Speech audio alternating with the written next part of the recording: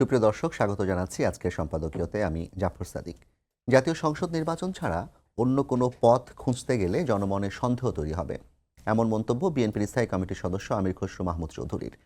আর বৈষম্য বিরোধী ছাত্র আন্দোলনের দাবি আগে সংস্কার পরে নির্বাচন। এমন বিতর্কের মধ্যেই রাজপথ উত্তপ্ত বিভিন্ন দাবি দাওয়ায়। কর্মীদের আন্দোলনে সারা দেশে বন্ধ রেল চলাচল, দফায় দফায় বৈঠকেও হয়নি সমাধান, বিপাকে হাজার হাজার রেলযাত্রী।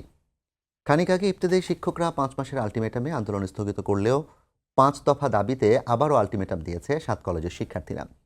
বরিশালেও ছাত্র পরিবহন শ্রমিক দ্বন্দ্ব গড়িয়েছে রাজপথে। খুলনায় শ্রমিক ধর্মঘটে অচল তেল সরবরাহ সচল হয়নি এখনো। রাজনৈতিক মতপার্থক্য আর একের পর এক দাবি দেওয়ায় সরকার কি করবে? ঐকমত্য প্রতিষ্ঠার পথই বা কী হবে? এসব নানা বিষয় নিয়ে আজকে সম্পাদকীয় পথের খোঁজে। আর এ নিয়ে আলোচনার জন্য স্টুডিওতে উপস্থিত আছেন নীলোফার চৌধুরী মনি, স্বনির্ভর বিষয়ক সহ সম্পাদক বিএনপি, এবং আকবর হোসেন, প্রেস মিনিস্টার, বাংলাদেশ দূতাবাস, যুক্তরাজ্য। দর্শক, আপনারাও এই আলোচনায় অংশ নিতে পারেন। এজন্য আপনাদের ফোন করতে হবে টেলিভিশনে দেখানো নাম্বারে। এছাড়া ফেসবুকের মাধ্যমে আপনাদের মন্তব্য পাঠাতে পারেন। আলোচনা শুরুতেই জানিয়ে দেব এখনকার প্রধান শিরোনামগুলো। দফায় দফায় বৈঠকেও মিলছে না সমাধান। কর্মচারীদের কর্মবিরতিতে সারা দেশে ট্রেন চলাচল বন্ধে চরম দুর্ভোগ। বিকল্প ব্যবস্থায়ও বিআরটিসির বাস স্বল্পতার অভিযোগ।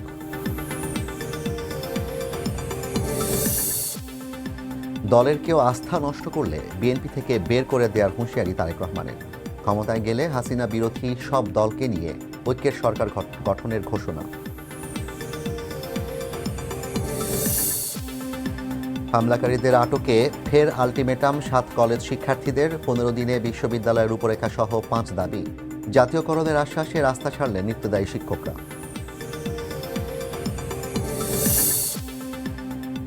রমজানে চাল, ডাল, চিনিসহ নিত্যপণ্যের সরবরাহ নিশ্চিতে কাজ করছে সরকার। ঢাকা, চট্টগ্রামে ট্রাক সেলে টিসিবির পণ্য বিক্রিতে ক্রয় সংক্রান্ত উপদেষ্টা কমিটির অনুমোদন। এবং 800 কোটি টাকা আত্মসাতের অভিযোগে এস আলমের ছেলেসহ 54 জনের বিরুদ্ধে দুদকের মামলা। স্বয়ংক্রিয় ট্রাফিক ব্যবস্থাপনার নামে বিপুল টাকা 9-6-এ জড়িতদের খোঁজে অভিযান।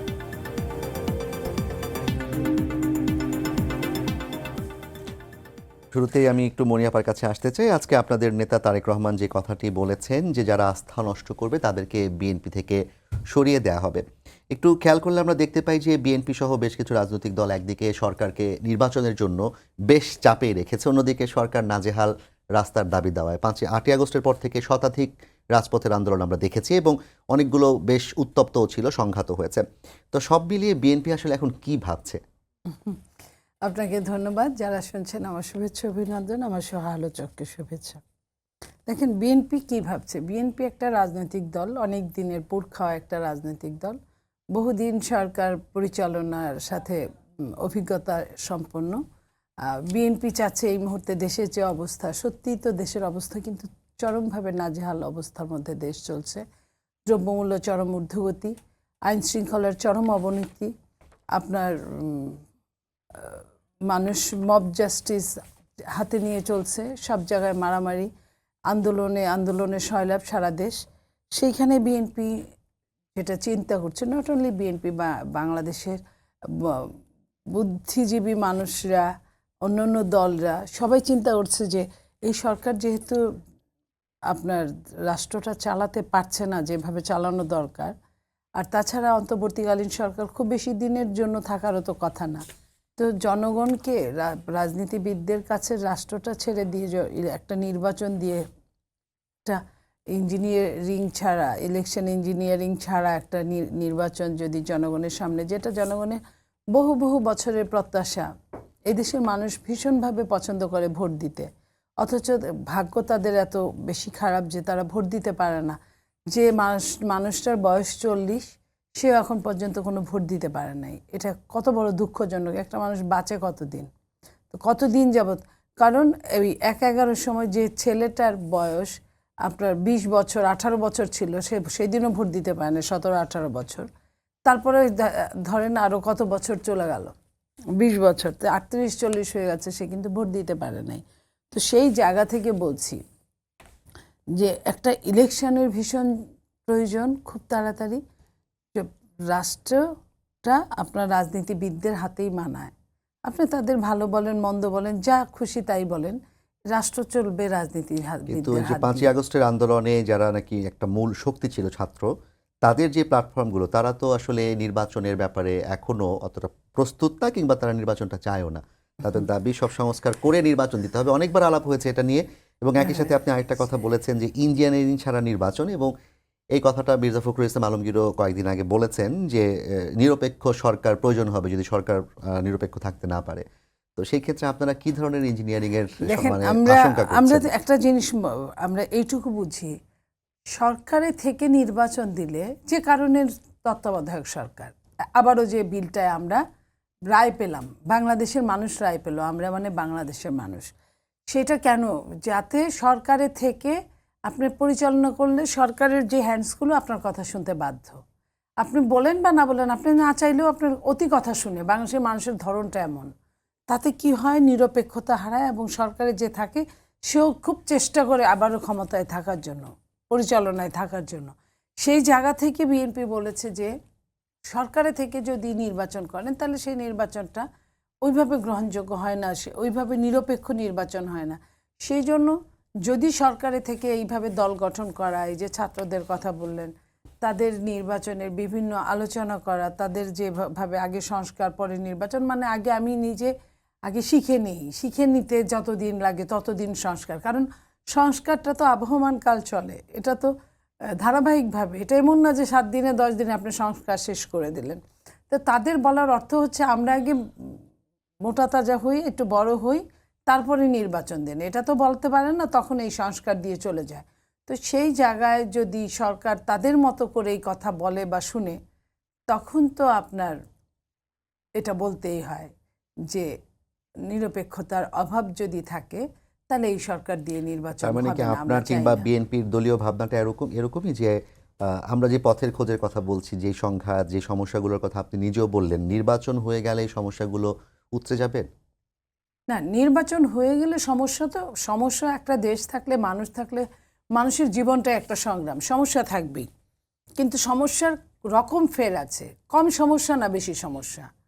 আপনার সমস্যা সেটা সমাধান করা সম্ভব কি সম্ভব না, এই জায়গা। যেমন ধরেন এই গত 6-7 মাস আগে যে সরকার ছিল, পতিত সরকার, তার সময়ের কোনো মানুষের সমস্যা কখনো সমাধান হতো না, তার সমস্যাগুলোই সমাধান হতো, এবং সে যেটা চাইতো সেটাই সে করত।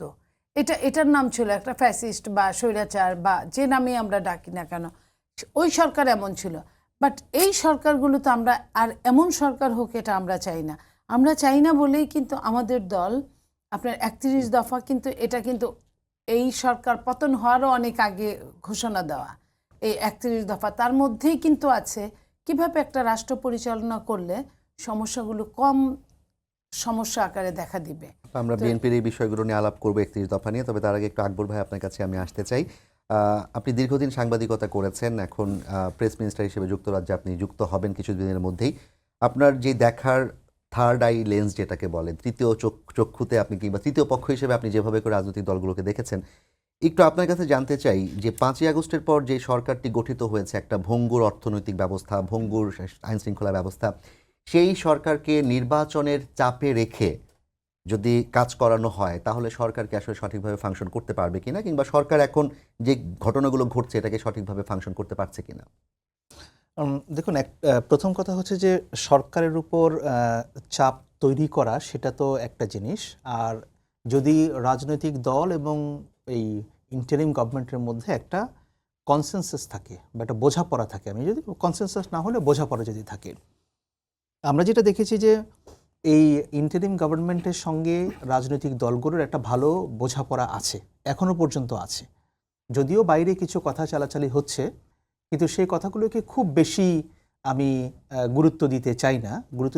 এই জন্যই গতকালই বা গত পরশুদিন বিএনপি মহাসচিব মির্জা ফখরুল ইসলাম আলমগীর তিনি বলেছেন যে ফ্যাসিবাদ বিরোধী যেসব শক্তি আছে তারা একে অপরকে আঘাত করে কথা বলবে না। তার মানে হচ্ছে যে কিছু কথাবার্তা চালাচালি হয়েছে, এগুলো অনাকাঙ্ক্ষিত হওয়াটা ঠিক হয়নি। সো এখন আমরা যদি সামনের দিকে তাকাই,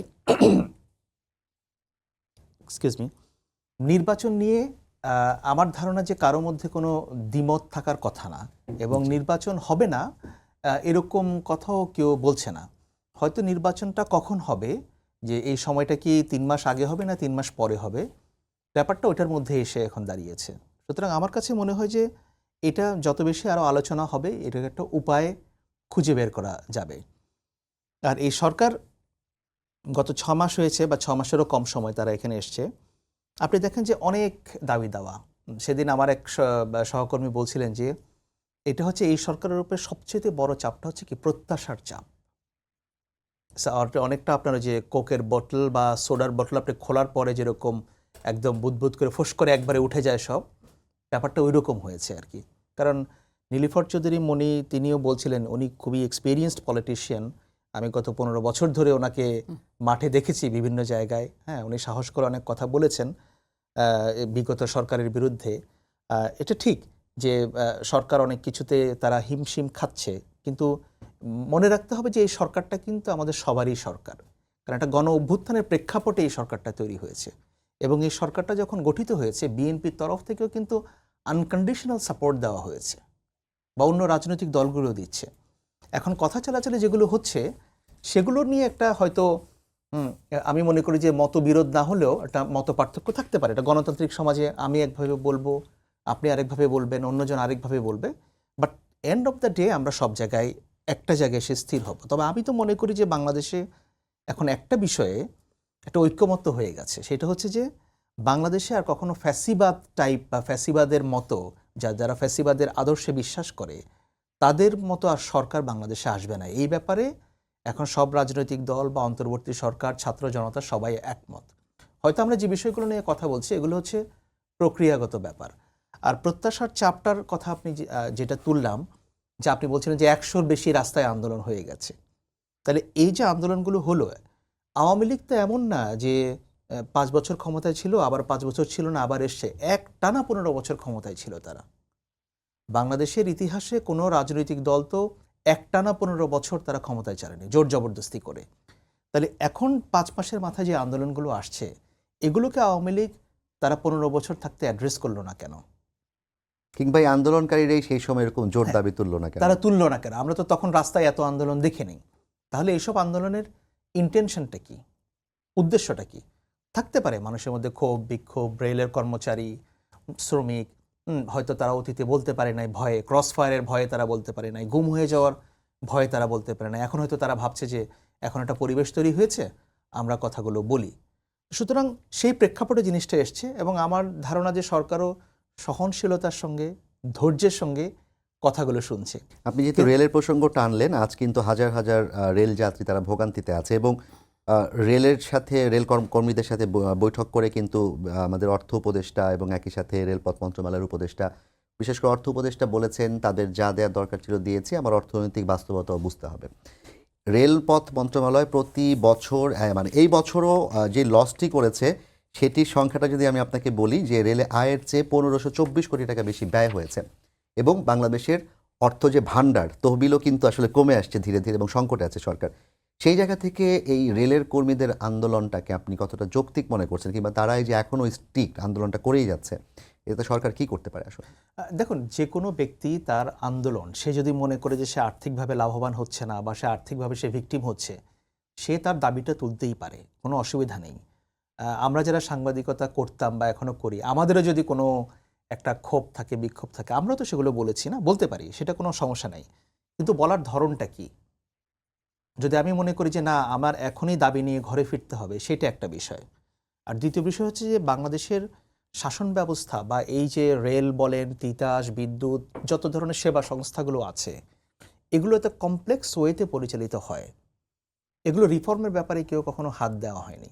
আমি সাংবাদিকতা করতে আমরা দেখেছি যে বাংলাদেশে এত এত মানুষ রেলে চড়তে চায়, টিকিট কাটতে চায়, তারপরেও রেলের এত লোকসান কেন, বিমানের এত লোকসান কেন? সো এগুলোর যে ইফেক্টিভ ম্যানেজমেন্ট সিস্টেম যেটা দাঁড় করানো, সেটা তো আমরা কখনো দাঁড় করাই নেই। সুতরাং আমার মনে হয় যে ভবিষ্যতে আমাদের এই জিনিসগুলো ভাবতে হবে। তবে যে কোনো দাবি উঠলে ওগুলোকে সহনশীলতার সঙ্গে, সহমর্মিতার সঙ্গে বিবেচনা করাটাও কিন্তু একটা মানবিক দৃষ্টিভঙ্গি থেকে বিবেচনা করাটাও কিন্তু একটা সরকারের কিন্তু যারা দায়িত্ব। আন্দোলনকারী তারা যে মানুষের মানবিক বিবেচনাটা দেখছে না যাত্রীদের, তা তো বটেই, সেটা তো বটেই। আমার ধারণা যে তারাও বুঝতে পারবেন যে তারা যে কাজটা করছেন একেবারে হয়তো মানুষজনকে জিম্মি করে, এই রিয়েলাইজেশনও তাদের মধ্যে হবে। এবং আমি আশা করি যে হয়তো এটার একটা সুষ্ঠু সমাধান হবে। বাংলাদেশের অর্থনৈতিক বাস্তবতা যতটুকু করা সম্ভব ততটুকুই হয়তো করবেন। জি, আকবর ভাই, আপনার কাছে আমরা আবার তরুণদের প্রসঙ্গে আসবো, কিন্তু আপনার কথা সূত্র ধরে একটু মনি আপনার কাছে জানতে চাই।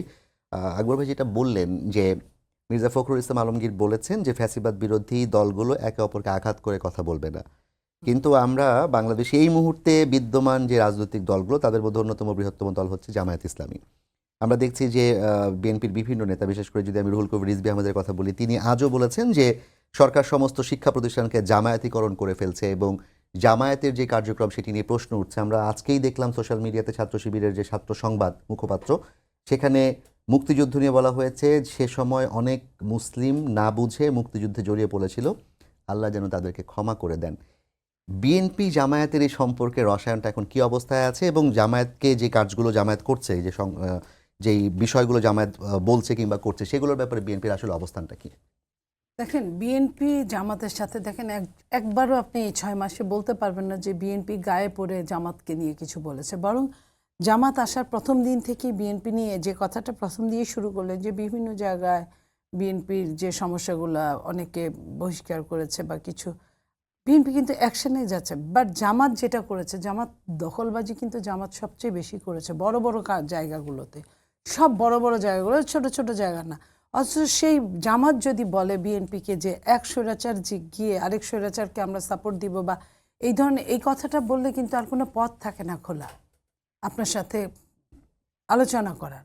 আপনি প্রথমেই আমাকে যদি মানে এটা অশুভ কথা দিয়ে শুরু করেন, তাহলে আমার আর কোনো পথ থাকে না।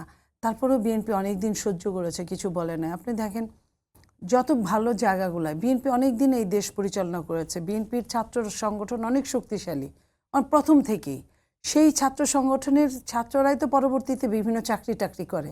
সো বিএনপির অনেক মানুষই বড় বড় জায়গাগুলোতে এমনিতেই বিএনপি মনাম বিএনপি করে তার কিন্তু না।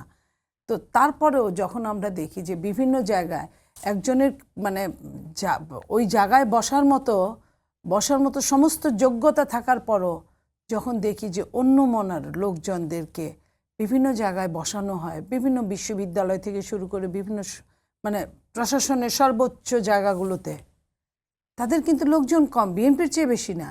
তারপরেও যখন ঘুরে ঘুরে করে বসানো হয় এবং একটা পর্যায়ে যখন না পাওয়া যায়, আপনি নিশ্চয়ই আপনার মনে আছে যে একটা জায়গায় তারা বলেছিল যে সফট বিএনপি, যদি কোথাও নাই পাওয়া যায় কোনো মানুষ, তাহলে সফট বিএনপি নিয়ে আসো, মানে বিএনপি আনা যাবে না যদি কোনো লোকই না পাওয়া যায়। এখন তো একটা নিরপেক্ষ সরকার, অন্তর্বর্তীকালীন সরকার, সবার সরকার এটা, তো সেই সরকারকে জামায়াত বাধ্য করতে পারছে, বিএনপি পারছে না কেন? জামায়াত এটার একটা বড় লম্বা ইতিহাস আছে, আপনিও জানেন। আপনি আমাকে প্রশ্ন করছেন প্রশ্ন করার মতো। আজকালকার যারা বৈষম্য বিরোধী ছাত্ররা আছে, আমাদের ছেলেগুলো যারা সামনের কাতারে ছিল, আমরা অস্বীকার করি না, তাদের অনেকেই একটা সময় ছাত্রলীগ করতো বা একটা পর্যায়ে কিন্তু তারা বলেছে, কেউ কেউ বলেছে, আমরা তাদের কথাই যদি কুট করে বলি যে আমরা একটা সময় নিজেকে বাঁচানোর জন্য আমরা হেলমেট পরেছি। একটা সময় আমরা ছাত্রলীগের ওখানে আমরা আমাদের সন্তানদের তুলে দিয়েছি। এই যে জিনিসগুলো, তো তখন আপনার মনে করেন যে যারা এই যে কথাগুলো বলে এবং তাতে বোঝা যায় যে কাদের সঙ্গে তাদের সম্পর্কটা। তো ওইখানে ওই যে বলে না যে আমি মাটির উপরে, আমি টেবিলের উপরে, টেবিল মাটির উপরে, সুতরাং আমি মাটির উপরে। তো ঠিক যুক্তিবিদ্যার বইয়ের মতো আমি যদি বলি এখন যে যাহাই আপনার এই যে এরা যারা ছাত্রলীগ একটা সময় করে এখন বৈষম্য বিরোধী, তারাই এবং পরবর্তীতে যখন আমরা এরকম শুনি যে হ্যাঁ আমরা তখন রাজনীতি করার মতো আমাদের পরিবেশ ছিল না, তাই আমরা ওই ঘরে আমরা মানুষ করেছি, তো তাহলে কি হলো? ঘুরে ঘাড়ে কিন্তু ঘটনা একই হয়ে গেল। তাহলে আমাদের সঙ্গে কিন্তু তাহলে তাদের একটা বিস্তর ফারাক থেকে গেল। তারা আর আমরা তো এক হতে পারবো না। তো তাদের লোক সংখ্যা কম, কিন্তু তারাই ওখানে। এখন আপনি ভালো করে জানেন বৈষম্য বিরোধী ছাত্ররা এত বেশি পাওয়ারফুল বা পাওয়ারফুল, তারা নিজে আমি বলবো না, তাদেরকে কেউ বেশি পাওয়ারফুল বানিয়ে ফেলেছে। তারা যেটা বলে ওইটাই করে, প্রশাসন করে বা অন্যরা করে। তাতে কি হয়েছে? তারা যাদেরকে বলেছে তাদেরকেই কিন্তু বড় বড় পদগুলায় অধিষ্ঠিত করা হয়েছে। তো সেইখানে যারা বিএনপি মনা হওয়ার কারণে যদি তার যোগ্যতা থেকে সে যদি বাতিল হয়, তার যোগ্যতা থাকা অবস্থায়ও, লাইক আমি ড্যাবের প্রেসিডেন্টের কথা বলি, যে আজিজ ভাই সম্ভবত, তার যে কোনো একটা হসপিটালে, যে কোনো জায়গায়, যে কোনো একটা মেডিকেলে সে ভিসি হওয়ার মতো যোগ্যতা তার আছে, বা হসপিটালের পরিচালক মণ্ডলীর, গভর্নিং মণ্ডলীর সভাপতি হওয়ার আছে। কিন্তু আমি শুনলাম যে একটা জায়গায় তাকে সদস্য করা হয়েছে। এই সদস্য কিন্তু তাকে এটা এক ধরনের অপমানিত করা, কারণ এত সিনিয়র ডাক্তার, এত সিনিয়র প্রফেসর সে। তো এই যে এই জায়গাগুলোতে এটা কিন্তু ভেতরের কষ্টটা কিন্তু পরে একটা সময় খুব খারাপভাবে প্রকাশিত হয়। আমি এই জন্যই বলছি যে আমরা যদি সবাই ওই ওই শক্তির, ফ্যাসিস্টের বিপক্ষের হয়ে একসাথে যদি আমরা যুদ্ধ করতে পারি, তাহলে এখন কেন সামান্য সামান্য স্বার্থের জন্য আমরা এত ডিভাইডেশন হচ্ছি? এটা তো দরকার নাই।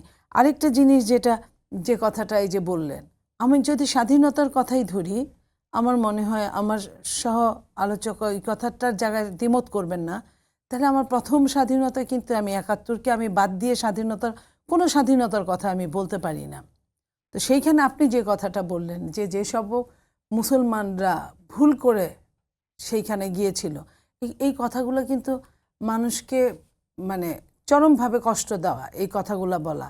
কারণ এইখানে কিন্তু তারা কিন্তু আবারও সেই আগের জায়গাটায় যদি একে অপরাধ করা আর দুই আবার অপরাধকে অস্বীকার করে যে আমি অপরাধ করিনি, এটাই ঠিক ছিল, এটা কিন্তু আরো খারাপ কথা। এই ক্ষেত্রে কিন্তু বৈষম্য বিরোধীদের আরেকজন নেতা যিনি আমাদের উপদেষ্টা মাহফুজ আলমের কথাও আসতে পারে। আপনি যেমনটি বলছিলেন জামায়াতের সাথে এক ধরনের সম্পর্ক ছিল কিংবা আছে এরকম একটা ইঙ্গিত পাওয়া গেছে, কিন্তু তিনি কিন্তু এই কথাটার প্রতিবাদ করেছেন এবং বলেছেন যে ৭১-এর পরেই ২৪, ৭১-এর আগে ২৪ হওয়ার কোনো সুযোগ নেই এবং ৭১-কে যারা অস্বীকার করবে তারা আসলে না, ৭১-এর পরে শুধু ২৪ না, তার মধ্যে কিন্তু ৯০ও আছে। ৯০-কেও বাদ দেওয়ার কোনো অপশনই নাই। একটাকে বাদ দিয়ে আরেকটার কোনো নাই। ধারাবাহিকভাবে ৯০টাকে দুটোকে তুলনা করতে যদি গিয়ে বলেছেন যেহেতু ৭১-এর যেই লেখাটা লেখা হয়েছে শিবিরের মুখপাত্রে, সেটাতে লেখা হয়েছে যে আসলে বৈষম্য বিরোধী ছাত্র আন্দোলনকে প্রেক্ষাপট করেই লেখাটা হয়েছিল। তো মাহফুজ আলম কিন্তু বলেছেন যে যারা ৭১-কে অস্বীকার করবে তাদের আসলে এই দেশে ঠাঁই হওয়ার সুযোগ এটা নেই। শুনেন, এটা ওনাদের কি একটা স্ট্র্যাটেজি আমি জানি না। ওনারা বড়রা এক ধরনের কথা বললেন, একটা বলে ফেলেন, পরে মাঝারিরা ওইটাকে আবার আপনার অন্যভাবে ডাইভার্ট করেন, যাতে হতে পারে এটা তাদের ভালো লক্ষণ। যদি কোনো কুন্দল মিটানো যায় কোনো কথা বলে, আমি তাকে সাধুবাদ জানাই, এটা সে ভালো কথা বলেছে। কিন্তু বড়রা যখন এই কথাগুলো বলে, যেটা আপনি তো প্রথম লাইনে যেটা বললেন জামায়াতীদের কথা, সেটাও বললেন, তাহলে আমরা কোন কথাটাকে ধরবো? আমরা কি মাহফুজ আলমের কথা ধরবো, না জামাতের আমিরের কথা ধরবো, না বৈষম্য বিরোধীর এদের কথা ধরবো? ঘটনা কিন্তু ঘুরে ঘাড়ে একই। তাদের মধ্যে কিন্তু আলাদা একটা সিমিলার আছে। এটা অনেকেই বাতাসের মতো, যেমন আমরা বাতাসকে দেখি না কিন্তু বাতাস ছাড়া আমরা চলতে পারি না, তাদের মধ্যেও এরকম। তাদেরটা বোঝানো যাবে না এখনো ইন্ডিকেট করে, কিন্তু আমরা কিন্তু সবাই বুঝি, কম বুঝি আর বেশি বুঝি, আমরা বুঝি। জি বুনিয়াপা, আপনাকে ধন্যবাদ। আকবর ভাই, আপনি এখন বলতে গেলে সরকারেরই অংশ এবং সরকারে যারা আছেন তাদের ব্যাপারে বুনিয়াপা বলছিলেন যে ঘটনা ঘুরে ঘুরে একই, জামায়াত এবং তাদের সাথে এক ধরনের সম্পর্ক তিনি দেখছেন, একই সুরে তা কথা বলার দেখছেন। আপনার কি এরকম কিছু মনে হচ্ছে কিনা আসলে? দেখুন, প্রথম কথা, আমাকে একটা জায়গায় নিয়োগ করা হয়েছে সরকারের অংশ বটে আপনি যদি ওভারঅল দেখেন, কিন্তু আমি আসলে সরকারের কোনো পলিসি ডিসিশনের সঙ্গে বা কোনো ডিসকাশনের সঙ্গে আমি জড়িত না, এখনো অবধি না আর কি। সুতরাং আমি যে কথাগুলো বলছি এটা হচ্ছে আমার পলিটিক্যাল অ্যানালিসিস, এবং হোপফুলি আপনি হয়তো বুঝবেন আমি নীলুফার চৌধুরী মনিকে কাউন্টার করার জন্য এগুলো বলছি না আর কি, ডেফিনেটলি নট। এখন প্রশ্ন হচ্ছে যে দেখেন, আমরা তো একটা বাংলাদেশের যে রাজনৈতিক বাস্তবতা, এটা কিন্তু কোনো হোমোজেনিয়াস না যে সবাই আমরা একরকম ভাববো, ব্যাপারটা হয়তো ওই রকম না। জি, ৫ই আগস্টের পরে যে পরিবেশ পরিস্থিতি এসছে, আপনি এখানে দেখবেন কোনো একটা দল বা কোনো একটা গ্রুপ এখানে কিন্তু ডমিনেন্ট না। আপনি বলতে পারবেন না যে হ্যাঁ ইসলামপন্থীরা এখানে এখন ডমিনেট করছে, বা বিএনপি ডমিনেট করছে, বা বামপন্থীরা ডমিনেট করছে, বা হেফাজতপন্থীরা ডমিনেট করছে। ব্যাপারটা ওই রকম না, সবাই সবার কথাগুলো বলছে। মানে বলা যাবে না যে এরা বেশি আপার হ্যান্ড পাচ্ছে, কারণ আমরা এখন যেটা দেখতে পাচ্ছি যে সবগুলো পক্ষ যেভাবে কথা বলছে, এটার সঙ্গে তো আমরা গত ১৫ বছর ধরে আমরা পরিচিত ছিলাম না, এই কথাগুলো আমরা বলতে পারি নাই। সো এখন একটা পরিবেশ তৈরি হয়েছে, এখন সরকারের মধ্যেও অনেক লোক আছে যারা এই গণ অভ্যুত্থানের সঙ্গে জড়িত ছিল। এখানে তো বিভিন্ন মত, বিভিন্ন পথের লোকজন ছিল, তো সবার কথা একরকম হবে না। সুতরাং রাজনৈতিক বাস্তবতায় মাঠে আমরা সবার কথাগুলোকে মানে আলাদা আলাদাভাবে সবার কথাগুলোকে আইডেন্টিফাই করে ওইভাবে করে আমরা একটা জায়গায় এসে পৌঁছাতে পারবো না। আমরা দেখব যে সরকারের পলিসি ডিসিশনগুলো কি, জি, বা বৈষম্য বিরোধী ছাত্র আন্দোলন বা নাগরিক কমিটি, বিএনপি, জামায়াতে ইসলামী, বা এখন যারা বামপন্থী যারা আছে, যারা যারা রাজনৈতিক মাঠে সক্রিয় আছে আর কি, তাদের মধ্যে যদি আপনি কথাগুলো যদি দেখেন যে মূলত প্রক্রিয়াগত যে ব্যাপারটা, যেটা আমি আগেও বলছিলাম যে নির্বাচন কবে হবে, একটু আগে নাকি একটু পরে, সংস্কারের ব্যাপারগুলো কেমন হবে, সংস্কার যে হবে না এই কথা কিন্তু কেউই বলছে না, সবাই কিন্তু সংস্কার চায়। এবং একটু আগে আমি বিএনপির ভারপ্রাপ্ত চেয়ারম্যান জনাব তারেক রহমান, তাদের একটা হেডলাইন আপনারা প্রচার করছিলেন, তার বক্তব্য কিন্তু এখানে দুটো বার্তা আছে। একটা তিনি তার নিজের দলের প্রতি দিয়েছেন, আরেকটা তিনি অন্য দলদের প্রতিও দিয়েছেন। আমি যদি বুঝে থাকি ব্যাপারটা, তিনি বলেছেন যে যারা এই বিশৃঙ্খলা করবে দলে তাদের ঠাঁই হবে না বা নানাভাবে অপকর্ম করবে, নিজের দলের প্রতি এটা ক্লিয়ার। এবং বিএনপি বারবার মেসেজ দিয়েছে যে যারা ট্রাবল মেকার তাদেরকে ছাড়বে না, সেটা তারেক রহমান সাহেব এটা এনশিওর করার চেষ্টা এবং প্রায় করছেন। 2000 নেতাকর্মীকে বোধহয় বহিষ্কার করা হয়েছে মনিয়াপা। সেই মেসেজটা তারা দিচ্ছেন। তো বিএনপি এই কাজটা কেন করছে? কারণ বিএনপিও বুঝতে পারছে যে এই দেশের তরুণরা কি চায়, এই দেশের মানুষ কি চায়। আমি শুধু তরুণদের কথা বলবো না, এই দেশের মানুষ কি চায় সেগুলোকে বিএনপি অ্যাড্রেস করছে। এবং যদি বিগত সরকারের কাছ থেকে কিছু লেসন নেওয়ার থাকে, আমি আশা করব যে সেটা বিএনপি নিবে বা নিচ্ছে, সেটা একটা জিনিস। এবং তারেক রহমান সাহেবের আরেকটা কথা তিনি অন্য দলের প্রতি বলেছেন, যদি আমি ওনার বক্তব্যটা শুনিনি, ওটা যদি ঠিক হয়ে থাকে, যে বিএনপি ক্ষমতায় আসলে বা যে নির্বাচনে জিতলে সবাইকে নিয়ে একটা সরকার এটা গঠন করবে। অনেকবারই তিনি বলেছেন। অনেকবারই বলেছেন, আজকেও বলেছেন। সো ওনার মতো একজন নেতার মুখ থেকে যখন এই কথাটা বারবার আসে, তার মানে কি বোঝাতে চাচ্ছেন উনি বোঝাতে চাচ্ছেন যে নিশ্চয়ই এমন কোনো রাজনৈতিক দল বাংলাদেশের প্রেক্ষাপটে এই মুহূর্তে বাংলাদেশে বিরাজমান নাই যারা বাংলাদেশ বিরোধী। তাদেরকে নিয়ে তো তিনি আর ঐক্য করবেন না। যারা বাংলাদেশপন্থী বা বাংলাদেশকে তারা নিজের দেশ মনে করে রাজনীতি করে, যেই রাজনৈতিক দলের বিদেশে কোনো শাখা নাই, সেরকম দলকে নিয়ে তো তিনি ঐক্য করবে না। তার মানে ওনার মেসেজটা ক্লিয়ার যে উনি অন্য দলগুলোর প্রতিও একটা সহনশীল বা তাদের প্রতি একটা রেসপেক্টফুল ব্যাপার আছে। সো আমার মনে হয় যে এই ব্যাপারটা যদি বিএনপির মতো একটা শীর্ষস্থানীয় দলের কাছ থেকে আমরা এই মেসেজটা পাই, এরপরে আমাদের আর খুব বেশি কিছু বলার থাকে না। অন্যদিকে আমরা যদি সরকারের দিকে তাকাই, আপনি মাহফুজ আলমের কথা বলছিলেন, আসিফ নজরুল আইন উপদেষ্টা তিনি কথা বলেছেন কয়েকদিন আগে, জি, এবং অধ্যাপক ইউনূস তো বলেইছেন।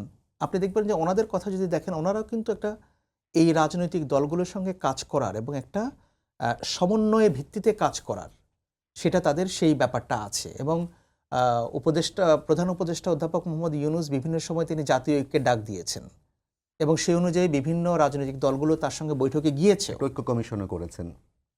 তারা। সুতরাং আমরা যদি শীর্ষ পর্যায়গুলোতে দেখি, তাহলে আমরা কিন্তু খুব বেশি পার্থক্য এখানে দেখতে পাবো না।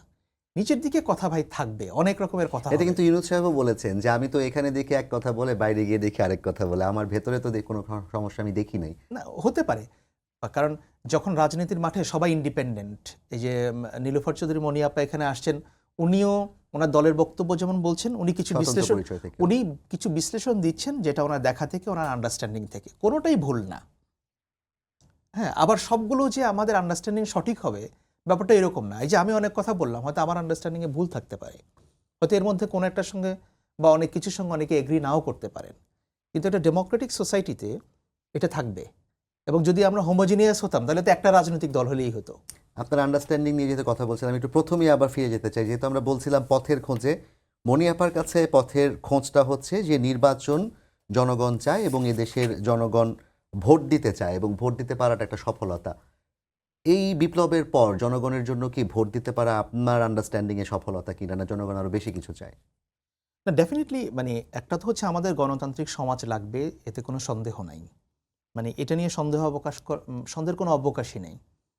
আমার মনে হচ্ছে আমরা একটা অন রোড টু ডেমোক্রেসি, আমরা ধীরে ধীরে গণতান্ত্রিক যে হাই রোড, আমরা সেদিকে আমরা যাচ্ছি এবং আমরা যাব।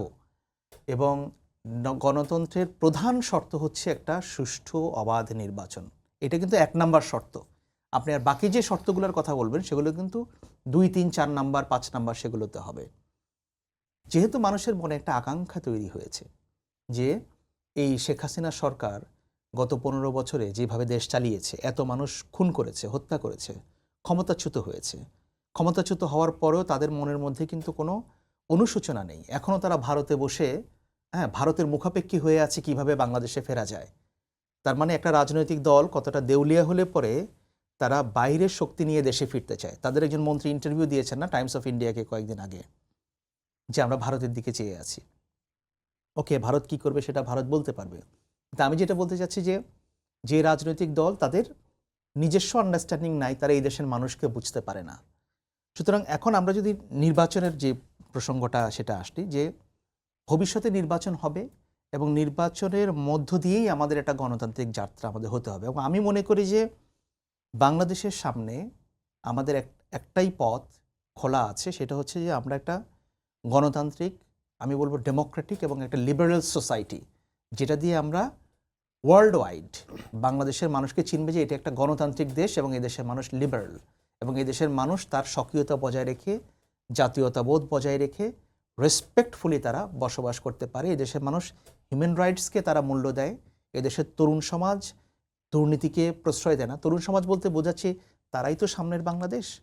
সো এগুলো কিন্তু একটা ইমপ্রেশন ক্রিয়েট করে ওয়ার্ল্ড ওয়াইড। আপনি যেহেতু রোড টু ডেমোক্রেসির কথা বললেন, তো এই রোডের তো একটা শেষ থাকতে হবে। সেই শেষটা কোথায় যে হওয়া উচিত, কবে নাগাদ শেষ হওয়া উচিত?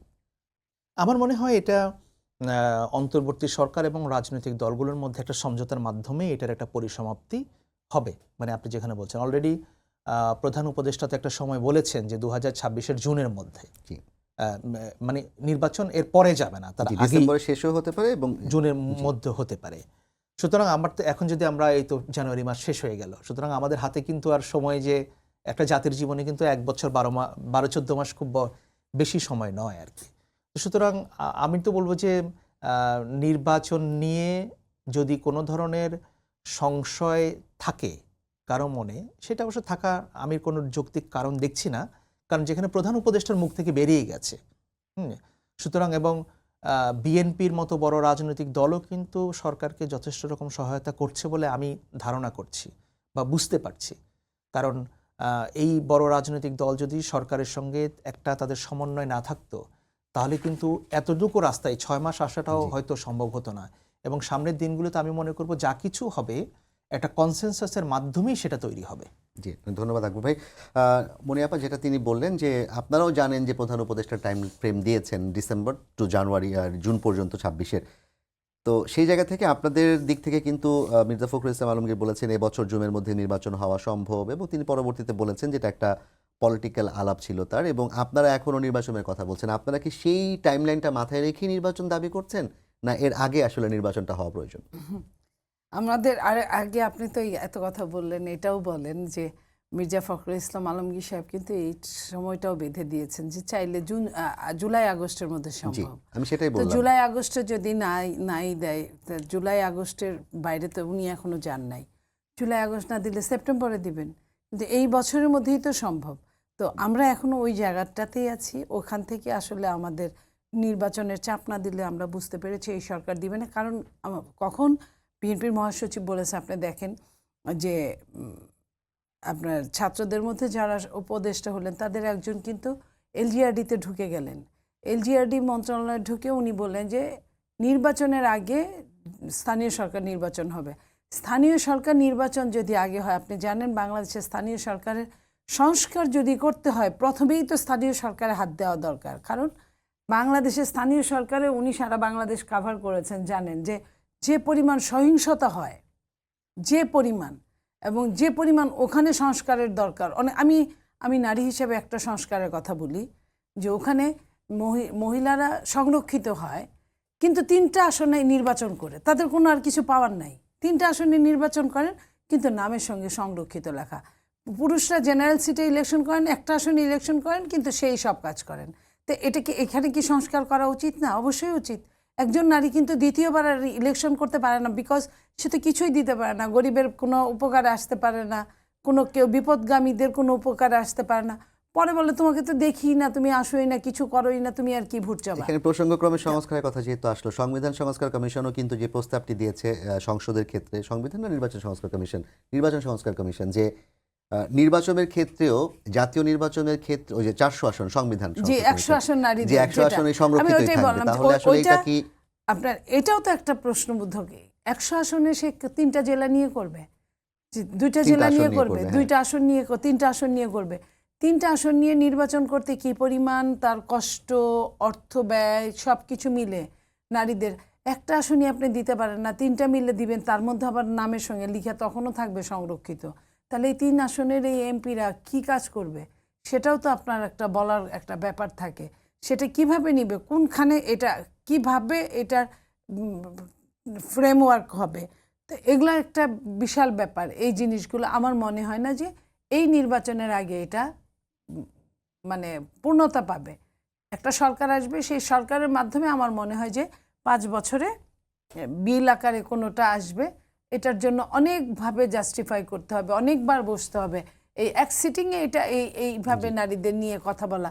তো আমি যেটা বলছিলাম যে সংস্কারের ব্যাপারে, তো স্থানীয় সরকার নির্বাচন যদি করে তাহলে জাতীয় নির্বাচন তো 2-3 বছর লেগে যাবে, কারণ স্থানীয় সরকার আপনার উপজেলা, পৌরসভা, ইউনিয়ন, এই 3টা যে বড় বড় সমস্ত বাংলাদেশের করতে গেলে আর কি থাকে।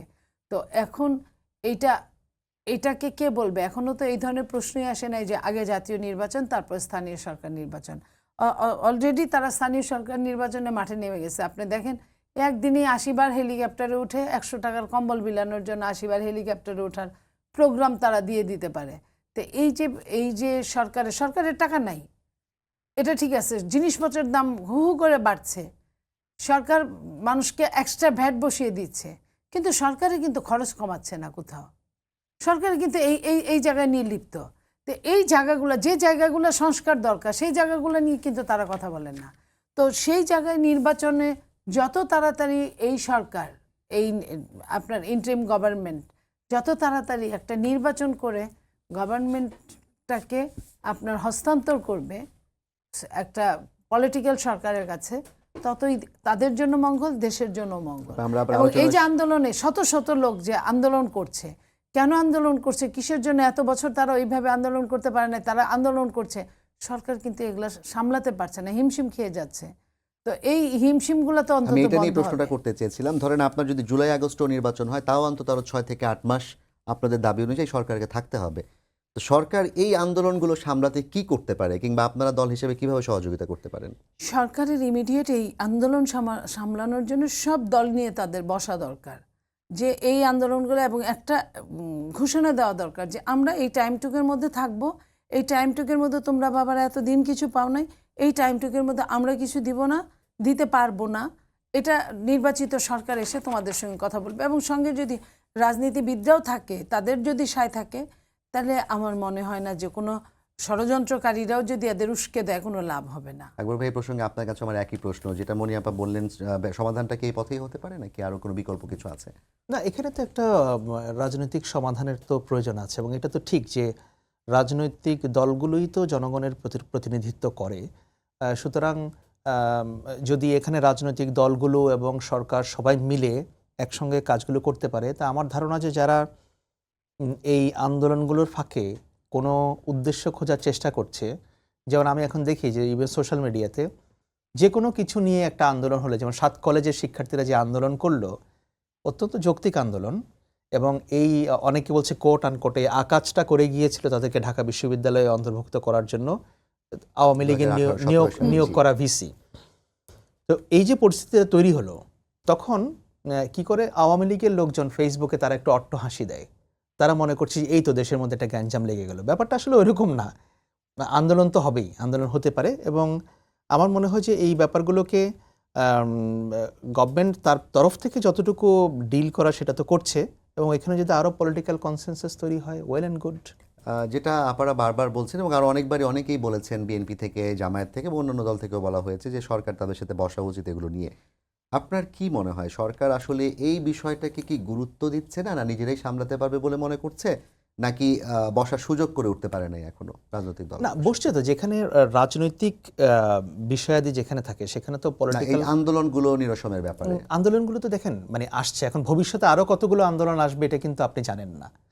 হয়তো আগামী মাসের মধ্যে আরো 5টা গ্রুপ এসে বলবে যে আমাদের এই দাবি দরকার। এখন অনেকে আলটিমেটাম দিয়ে স্থগিত রেখেছে, আবার তারা চলে আসবে একসময়। আবার তারা চলে আসবে। তো সুতরাং সরকার একটা কনভিন্সিং ওয়েতে জিনিসটাকে মানে ডিল করার চেষ্টা করছে, এবং একটা রেসপেক্টফুল ওয়েতে। দেখেন এখানে তো রাষ্ট্র চাইলে শক্তি প্রয়োগ করে আন্দোলনকারীদের সরিয়ে দেওয়া এমন কোনো কঠিন কাজ না আর কি, বিশেষ করে যারা করছে আর কি। এটা কিন্তু আমার কথা হচ্ছে যে কিন্তু শক্তি প্রয়োগটাকে তো কেউই ভালো চোখে দেখছে না এক্স্যাক্টলি এখন। পরিবর্তিত পরিস্থিতিতে যে সেটা হবে কেন, আমরা যা কিছু করব আমরা আলোচনার মাধ্যমে একটা কনভিন্সিং ওয়েতে, যারা আন্দোলন করছে দেশটাও তাদের, যারা রাষ্ট্র পরিচালনা আছে দেশটা তাদেরও, এবং পলিটিক্যাল পার্টিগুলোরও। সো আমরা যদি একটা কনসেনসাসের মধ্য দিয়ে জিনিসগুলোকে হ্যান্ডেল করতে পারি সেটাই সবচেয়ে ভালো। যারা তরুণরা আছে, আপনি যে ছাত্রদের কথা বলেন, 7 কলেজ বলেন, কিংবা আজকে বরিশালে গতকাল রবীন্দ্র বিশ্ববিদ্যালয়ে, তারাও স্থায়ী ক্যাম্পাসের দাবিতে আজকে বরিশালে পরিবহন শ্রমিকদের সাথে সংঘাত হয়েছে এবং মাঝে মাঝে পরিবহন শ্রমিকদের সাথে সংঘাতটা হচ্ছে। তরুণদের মধ্যে কি খানিকটা ধৈর্যচ্যুতি কিংবা ঘৃণা জন্মাচ্ছে একে অপরের বিরুদ্ধে? আমার কাছে ব্যাপারটা ওরকম মনে হয় না, কারণ হচ্ছে দেখেন এখানে বাংলাদেশের পলিটিক্যাল ল্যান্ডস্কেপে একটা বড় পরিবর্তন এসছে 5ই অগস্ট, এবং এই পরিবর্তনটা কি, একটা শক্তি যারা 15 বছর ধরে রাষ্ট্র ক্ষমতায় টিকে থাকার জন্য এমন কোনো অপকর্ম নাই তারা করে নাই, এবং বিদেশি শক্তির সহায়তায় তারা এখানে টিকে থাকতে চেয়েছিল।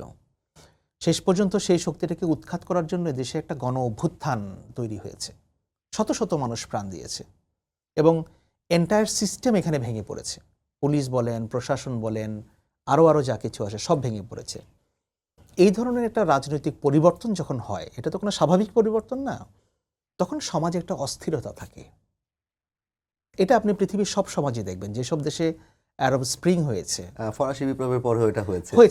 এই অস্থিরতাটা থাকবে, কারণ তরুণরা তখন মনে করে যে এখন সব আমাদের, আমরা এখন সব ডিল করব, আমাদের এটা লাগবে, আমাদের সবই লাগবে। তাদের কোনো চাওয়াই ভুল না, তাদের ওই যে রিয়েলাইজেশনটা আসছে যে রাষ্ট্র গঠন যে আমাদের কিভাবে করতে হবে, ওই জায়গাটা আস্তে আস্তে টোটাল অস্থিরতাটা কমে আসতে একটু সময় লাগবে। সুতরাং একটা গণ অভ্যুত্থান পরবর্তী এই জন্য হচ্ছে কি জানেন, পিসফুল ট্রান্সফার অফ পাওয়ারটা খুব জরুরি। জি, যদি কোনো অস্থিরতার মাধ্যমে সেটা হয়, এই অস্থিরতা সমাজে থেকে যায়।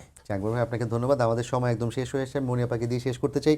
মনিয়াপা জি, পিসফুল সমাধানের কথা আকবর ভাই বললেন, এবং আমরাও যেটা চাই, পুরো দেশের মানুষ চায়, এই পিসফুল সমাধান বর্তমান অন্তর্বর্তী সরকার করতে কি ব্যর্থ হচ্ছে কিনা? যদি ব্যর্থ হয় বলে আপনার মনে হয়, তাহলে আসলে আপনি যে নির্বাচনের কথা বললেন, রাজনৈতিক দলগুলোকে নিয়ে বসার কথা বললেন, এর বাইরে জনগণ কিংবা যারা আন্দোলনকারী তাদের উদ্দেশ্যে আপনার বার্তা কি হবে? দেখেন, পিসফুল সমাধান সরকার যদি চাইতো তাহলে হয়ে যেত। কারণ আমি এটা বলি, এই পর্যন্ত রাজনীতিবিদদের, আমার যদি ভুল না হয়, 3বার ডেকেছে। 3বারের প্রথমবার ডাকলেন কখন, যখন সংস্কারের একটা কমিটি করলেন। কমিটির যেদিন সংস্কারের ঘোষণা দেওয়ারও 1-2 মাস পরে, যেদিন থেকে কাজ শুরু করবেন, 1 অক্টোবর, সেই দিন তাদের হঠাৎ মনে হলো যে হারে দলগুলোকে তো ডাকিনি, রাজনীতিবিদদের সাথে কথা বলা হলো না। তখন তারা কাজ করা বাদ দিয়ে দল ডাকলেন। এটাকে একটা নর্মাল, এটা কোনো, আপনার সঙ্গে আমি টকশো করছি সে 1 ঘন্টা টাইম নিয়ে, সেই টাইমটাও তারা দিল না। একটা 10 মিনিট 15 মিনিটের একটা চা চক্র বা চা না ছাড়াই একটা হাই হ্যালো পর্যন্ত গেল। দ্বিতীয়বার ডাকলেন কখন, যখন ভারত বাংলাদেশের উপর চরমভাবে ক্ষিপ্ত, 2 দেশেই হুলস্থুল কাণ্ড হচ্ছে, তখন জাতীয় ঐক্য নিয়ে সাথে সাথে সমস্ত রাজনীতিবিদরা গেলেন, সব দল গেলেন। এখানে আন্তরিকতার রাজনীতিবিদদের কোনো অভাব নাই, তারা গেলেন এবং তারা একদম ঘোষণা দিয়ে আসলেন যে তারা জাতীয় ঐক্যের ব্যাপারে প্রত্যেকেই 30 সেকেন্ডের agree। মধ্যে শেষ করতে এবং হবে। 3 নাম্বার যেটা করলো, Proclamation-এ নিয়ে গেলেন। প্রক্রিয়ামেশনের পরে যখন 15 তারিখ সরকার নিলেন, টাইম নিলেন, 15 তারিখে তাদের মনে হলো যে রাজনীতিবিদদের সাথে কথা বলা হয় নাই। 15 তারিখে তাদের একটা তো হুলস্থুল করে একটা টাইম দিল। এখন এইভাবে তো রাজনীতিবিদদের সাথে দূরত্ব রেখে আপনার দেশ ভালোভাবে পরিচালনা করতে পারবেন না, এই আন্দোলনকারীদের বন্ধ করতে পারবেন না, দমাতে পারবেন না। সেখানে রাজনীতিবিদদের সবার আপনি কি সরকারের প্রতিনিধিকে হাতে সদিচ্ছার নিতে কোনো হবে। অভাব দেখছেন এই ক্ষেত্রে? আমি সদিচ্ছার অভাব আমি এটা বলবো কেন, আমি আপনাকে প্রমাণটা দিলাম, আপনিই বলবেন, জনগণ যারা তারাই বলবে সদিচ্ছার অভাব আছে কিনা। কারণ আমাদের নেতা জনাব তারেক রহমান বলেছিলেন, এই সরকার আমাদের সরকার, এই সরকারকে কোনোভাবে ব্যর্থ জি, হতে অনেক দেওয়া ধন্যবাদ যাবে না। মনিয়াপা, আকবর ভাই তারপরেও আপনাদেরকে। যদি ব্যর্থ হয় তাহলে সেটা আমাদেরও দায় সরকারের। প্রত্যাশা আসলে এই সরকার কিংবা বাংলাদেশ কোনোভাবে ব্যর্থ হবে না, এবং যেই পথের খোঁজ আমরা করছি সেই পথের খোঁজ আমরা পেয়ে যাব। সবাইকে ধন্যবাদ জানিয়ে শেষ করছি আজকের সম্পাদকীয়। আগামীকাল আবারও দেখা হবে রাত 10টায়, দেখার আমন্ত্রণ রইল।